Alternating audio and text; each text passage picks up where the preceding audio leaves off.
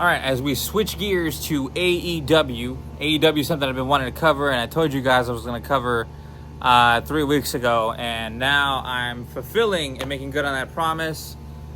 AEW's hot right now, I gotta say, and one of the main things that always comes up is Jon Moxley and his title reign and his story with the Death Riders, or lack thereof, in a lot of people's estimation.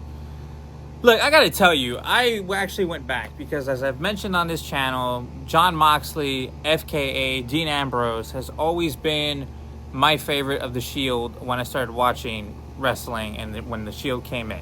So when he left, I immediately followed him. I was into AEW for the first year, and then the pandemic hit, and I kind of just stuck with WWE. Hardly watched anything after that. I did watch some things in 2022, but after that, I just completely fell off with it. But I've gotten back into it now, and I did my due diligence in looking at what Jon Moxley's done in this title reign over the course of the last 8 months.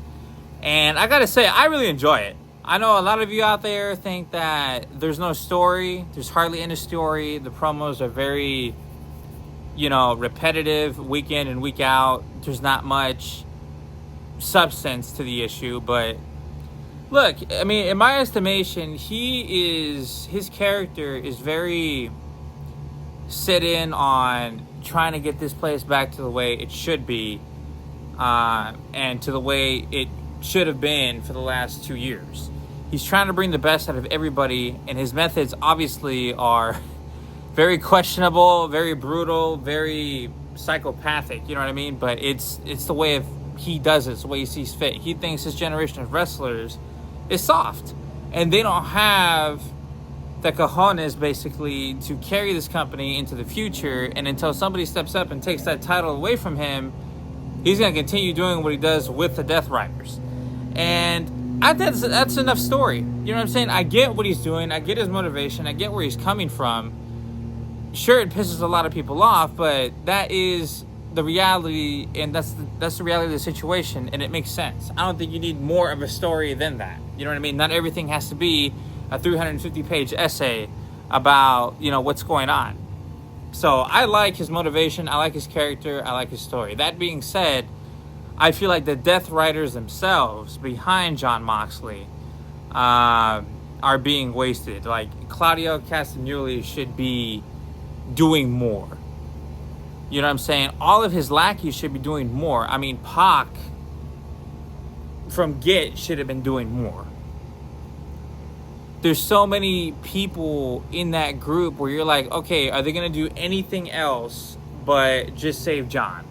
You know what I'm saying? I get that criticism, but Jon Moxley himself is a great champion. I mean, he is legitimately a heel right now that everybody truly wants to lose. And that's rare, because you look at WWE, nobody's really a big bad. Nobody's really committed. John Cena, I'm sorry, but his heel turn has been a complete and utter disappointment. Seth Rollins really is trying to be what Jon Moxley is now. If you take a look at the story and the forming of his new group and their power and control, he hopes to, lead the WWE into the future and this and that. Jon Moxley's actually doing it. He's dominating AEW. He's built an alliance with the Young Bucks. He's got Shafir watching his back. You know what I mean? He actually has credible stars backing him up. And not only that, but he's getting done what he needs to get done. He put Bryan Danielson out to pasture. He put Darby Allin out to pasture. This story is like, it's great. He really feels like a mega villain, and that's what WWE is missing. So I think it's great. He's doing his job, because if you're liked as a heel, as cool as it is to have a cool heel, come in and flip the whole game over, you know what I'm saying? It's not ideal. You want like a bad guy nobody likes, because it makes the heroes look even cooler, like Will Ospreay, Swerve Strickland, you know what I mean? Samoa Joe. These guys get cheered every single night because Jon gives them a reason to be cheered. Like, yeah, sure, all those guys have the charisma and they have the in-ring ability and they have their stories that they've crafted and build a connection with the audience, but when you have a villain like Jon Moxley, you want to root for those guys even more, as a fan. So he's doing his job. I absolutely love Jon Moxley's character, and what he's been doing and what he's built with the Death Riders. In his feuds with, Cope and, all these guys, Darby Allin and, Samoa Joe, all these guys, and the stuff with, Daniel Bryanson and stuff, Bryan Danielson, sorry. It's just been awesome. Like, it literally legitimate. It feels like they feel like a legitimate threat, and their theme song is awesome. I love the Death Riders theme song. It really is cool. Is he unbeatable? I don't know. We're gonna find that out at All In Texas, July 13th or July 12th. Still gotta get that date straight. But it will be that weekend, and I gotta tell you, I'd rather watch All In Texas right now than Evolution or Saturday Night's Main Event, especially Saturday Night's Main Event after the stunt they pulled with Goldberg and all that BS.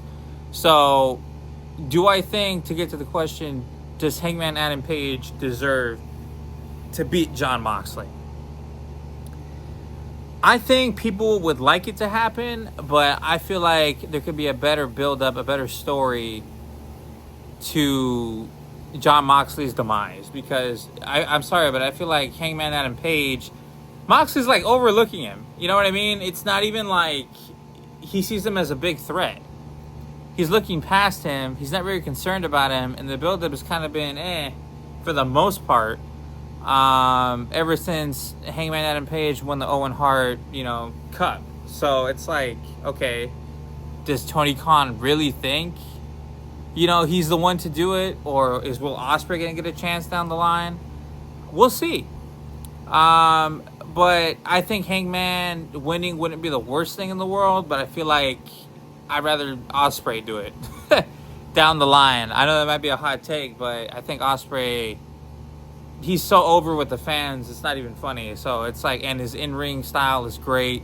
I think when him and Moxley lock up, it's a great matchup, because we've seen Hangman beat Moxley. You know what I'm saying? So I think it's Moxley's turn to get his lick back and everything. So we'll see. But we're going to see it All In Texas, what is going to happen. I say Mox retains. I want him to retain. I know a lot of people don't want him to retain. And Hangman's, he's a cool wrestler. He's just not my cup of tea, but he's cool.